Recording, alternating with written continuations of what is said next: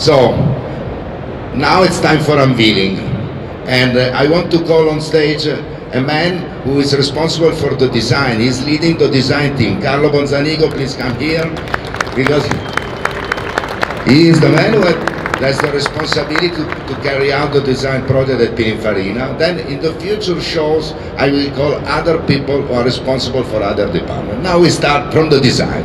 So if I can, we go there and we unveil the car. Thank you.